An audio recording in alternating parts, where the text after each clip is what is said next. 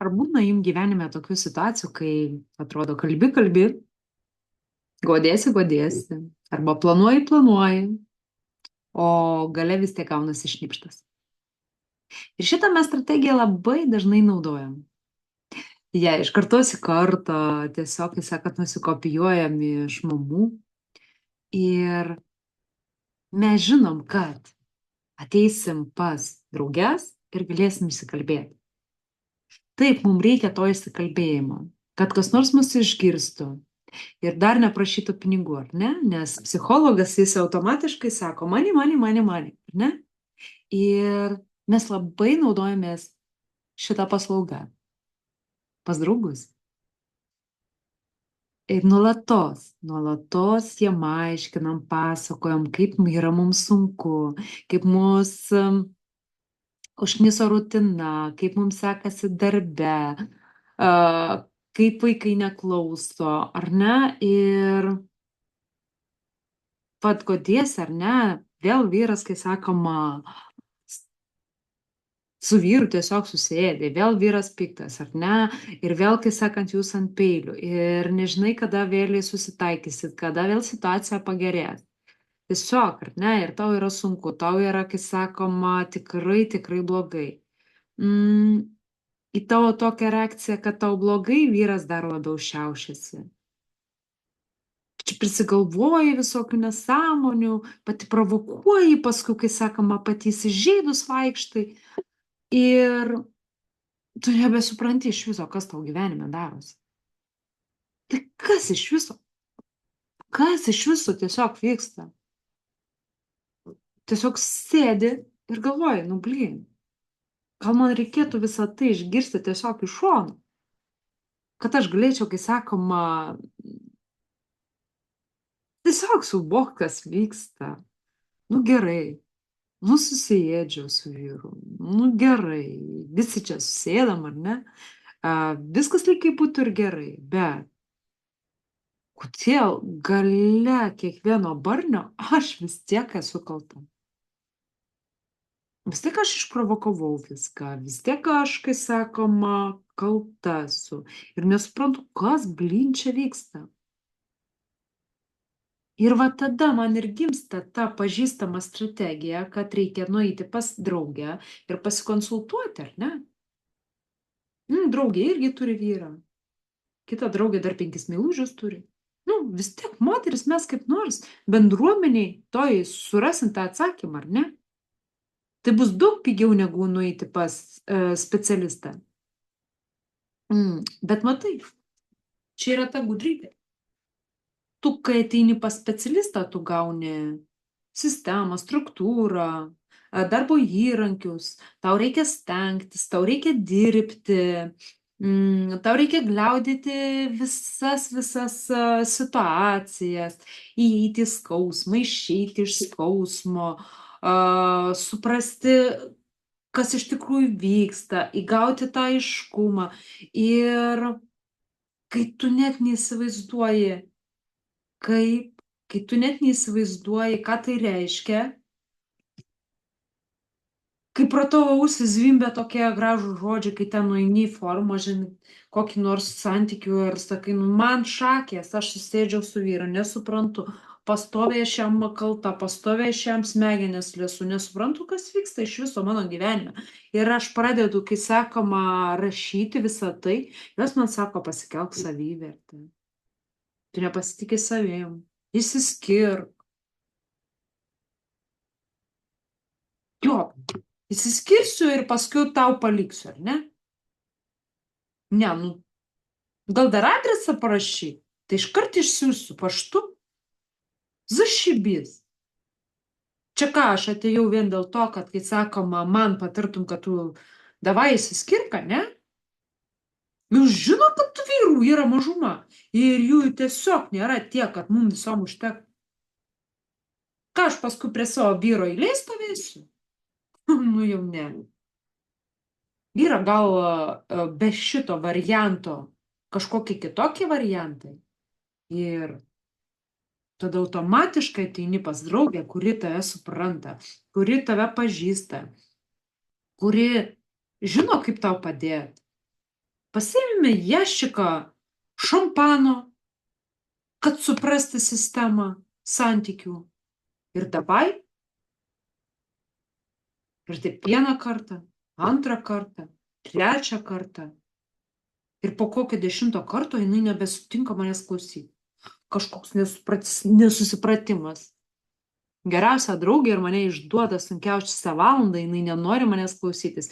Ji man pasako, ne, žinok, šiandien neatei. Ir po savaitės, ir po mėnesio gali savo akių nerodyti. What the fuck? Kaip? Vyras ožys? Draugė išduoda? Ir manyje gimsta naujas žmogus. Piktas, susiraukęs. Ir aš nesuprantu iš viskas tada daros. Ir man baisu, kad manyje dar toksai gimė žmogus, nors aš nebuvau nėščia. Ašgi gera, paslaugi, nutylinti, pristaikanti. Aš negaliu būti bloga. Aš negaliu būti pikta. Aš negaliu būti įsižeidusi. Ir tai mane tiesiog neramina. Tai tiesiog mane neramina ir baugina. Ir dar draugė užkėlė vartelius. Ir man su tokia būsena kaip išgyventi. Kai nesuprantu, kas vyksta, nesuprantu, kodėl jinai nenori su manim kalbėtis. Ką aš tokio blogo blemba pasakiau, padariau. Nesuprantu, kodėl vyras įsižeidęs. Ir kodėl aš kalta. Ir mano gyvenime reikia aiškumo. Ir tą aiškumą duoda ta viena frazė. Tu kalbi, jau prieš mėnesį laiko sakysi skirsi su juo. Ir vis tiek nesiskiri. Aha, prisimenu, pernai buvote išsilakstę mėnesiui laiko. Ir ką? Jis pamirksėjo ir vėl paršliaužiai. Ir man tada nuo šito monologo viskas taip susistatė. Ne, nu aš rimtai jo. Skiriuosi, taikausi, pasiaišvien išsiverkiu. Bet situacija kažkodėl jinai tiesiog ciklu sukasi tokiam rate ir užsisuka tam rate. Man vis tiek blogai, aš vis tiek vyro nesuprantu. Ir iš tikrųjų man netgi tiesiog baisu. Aš nesuprantu, gal rimtai dėl manęs santykiai griūna. Gal tikrai dėl manęs santykiai griūna. Bet kaip visą tai sustabdyti? Aš jam dar vakar siūliau eiti pas su tų porų, kaip ten tie, psichologai, psichoterapeutai, pas porų specialistą tiesiog susiremontuoti. O jis man pasakė, tau reikia, tu reik. Tai kaip man visą šitą situaciją tiesiog suvokti ir suprasti, kad aš esu viena. Vienui viena. Kai daug kalbu ir nežinau kaip.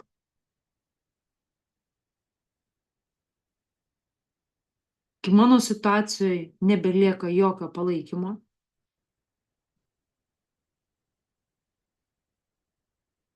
Kai mano aplinka mane spaudžia.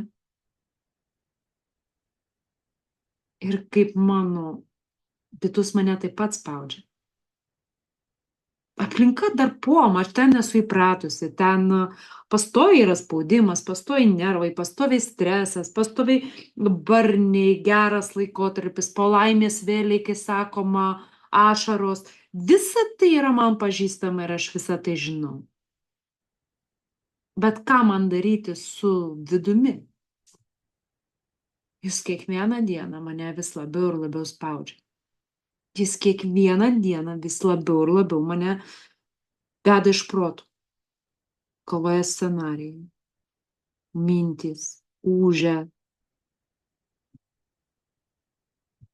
Ir tų minčių aš negaliu išsakyti, nes neliko geriausios draugės.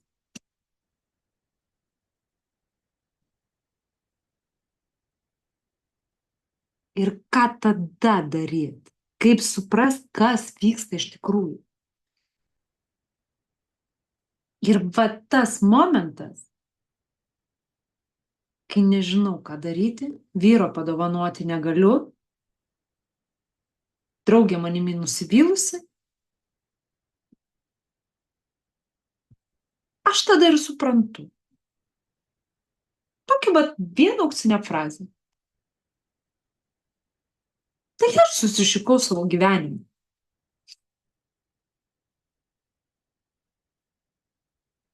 Aš pati susišikau savo gyvenimą vien dėl to, kad nepakankamai aš stengiausi. Nepakankamai tai dariau, ką reikėjo. Nepakankamai buvau patogi. Nepakankamai tylėjau. Juk draugė vien dėl to, kad aš dažnai kalbėjau, taip pat mane paliko.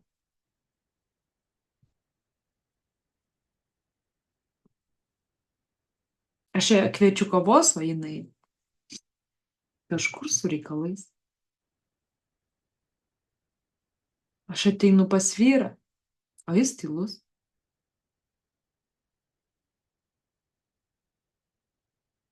O man ką daryti?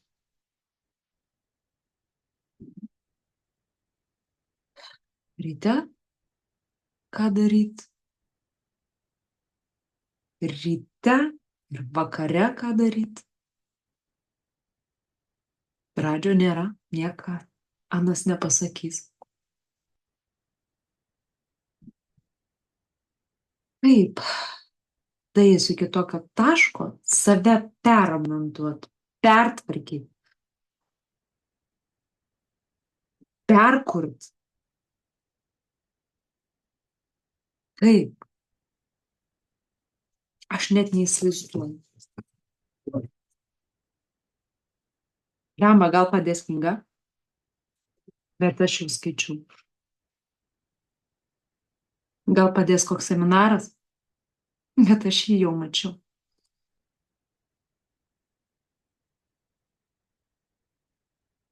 Ir nežinau, kaip išeiti iš to užburto rato. Gal aš tiesiog esu nevykėlė. Nevykėlė, kuri nemoka sukurti santykių. Nevykėlė, kuri nemoka išlaikyti ryšių. Tiesiog tokia vat nevykėlė, nes manęs to neišmokino.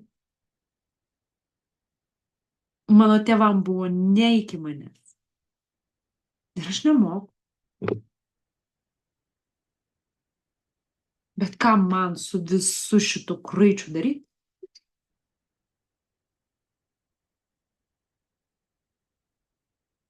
Ir tai yra kasdienybė, būtent daugelių moterų, kiekvieną dieną. Jos gulasi su ta pačia mintim ir kyla su ta pačia mintim. Ir jų gyvenime niekas nesikeičia.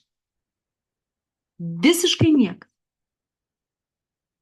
Pasikeičia draugės.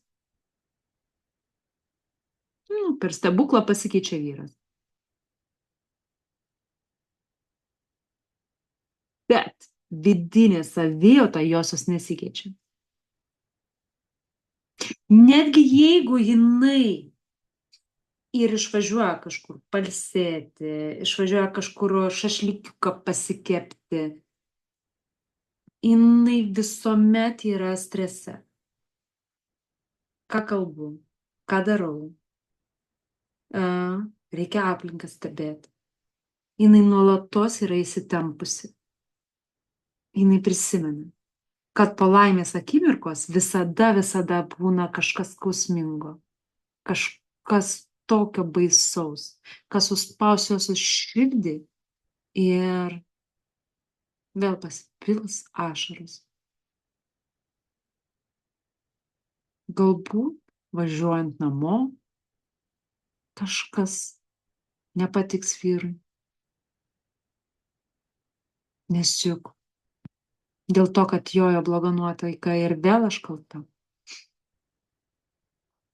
Galbūt namie, nes jis pavargęs. Aš norėsiu prisiglausti. Ir tokiom moterim atsipalaidavimo nėra. Visiškai atsipalaidavimo nėra. Įtampa, stresas, minčių chaosas, scenarijai,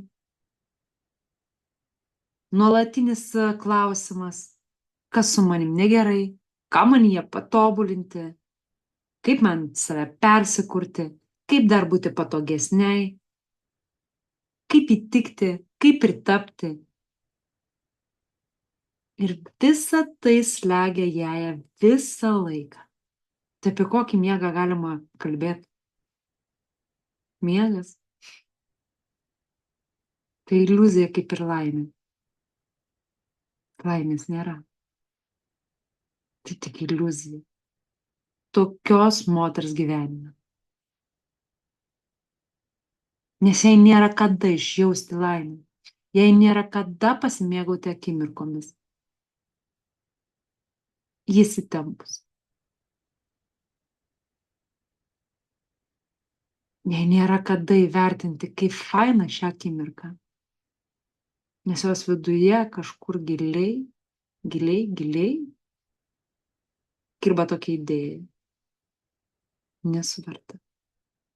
Nesu verta. Kodėl nesu verta? Todėl, kad neišlaikau draugų. Todėl, kad per mane vyras dažnai būna nelaimingas ir piktas. Todėl, kad aš neišlaikau santykių. Todėl, kad aš nesusitvarkau su būtimi. Todėl, kad aš esu bloga mama. Aš nematau, už ką būti vertai.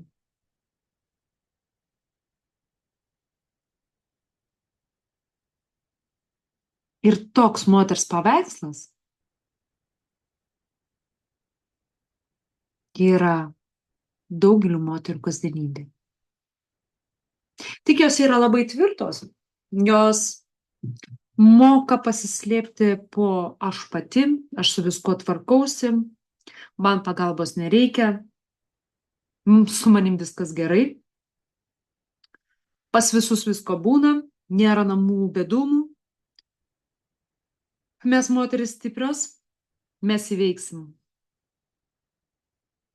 Ne, aš tikrai ne vieniša. Man tikrai nėra blogai. Jau kitiems tai yra blogiau. Aš skaičiau. Ir kitiem reikalinga ta pagalba labiau. Aš dar galiu kentėti. Ir jos taip kenčia 5 metus, 10. Ir vis kenčia. Ir prašviesėjimo visiškai nėra.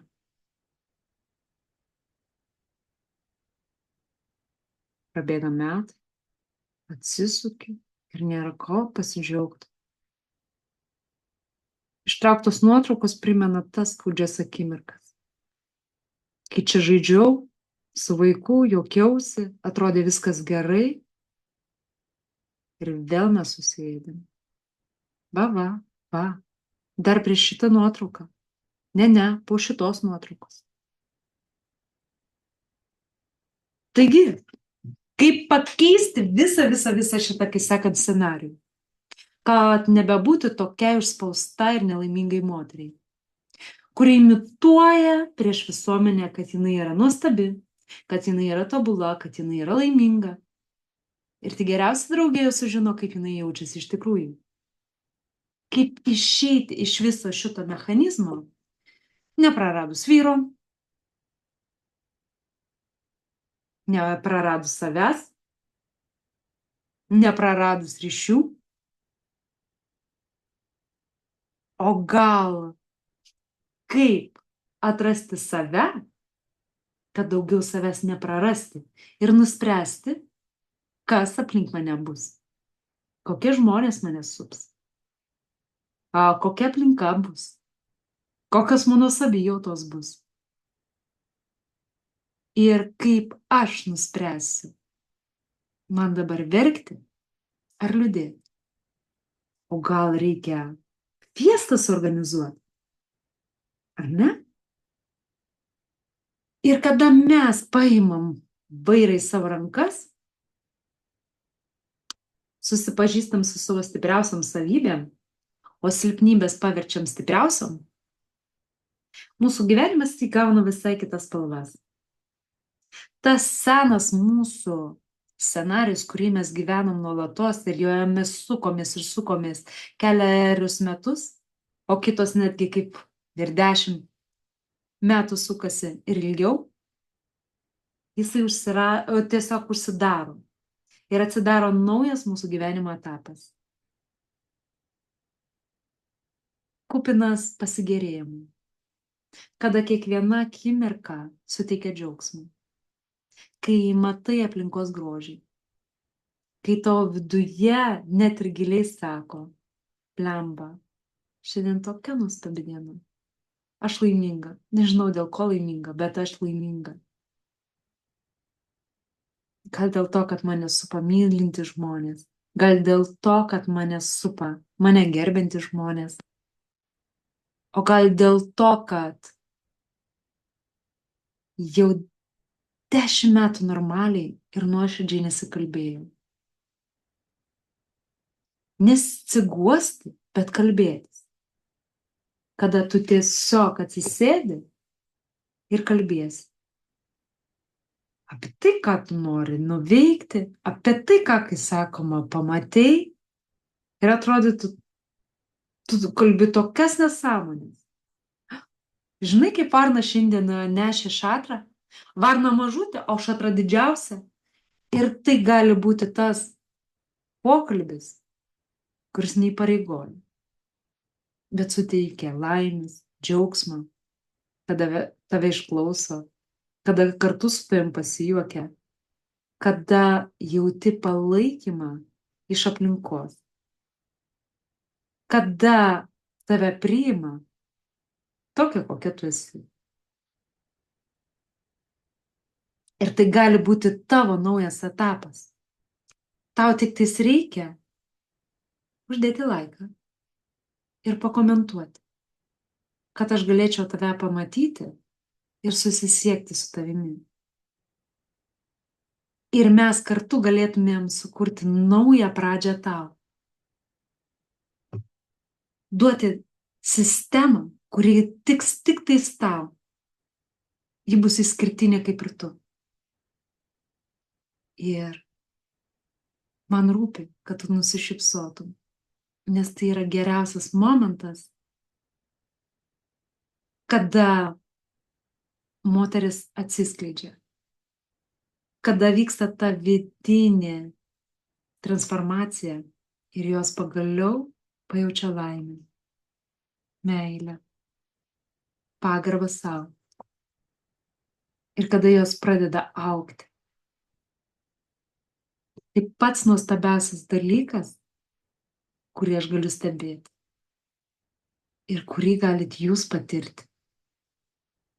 Einant kartu su manimi pagal mano metodiką, sistemingus žingsnius, sistemingus įrankius, kurie jums suteiks galimybę susikurti savo asmeninę sistemą, kuri leis jums kiekvieną dieną jaustis vertai. Kiekvieną dieną jaustis laimingai, kiekvieną dieną jaustis gerbiamai, kiekvieną dieną jaustis mylimai. Domina? Greičiau komentuok, vietų skaičius ribotas.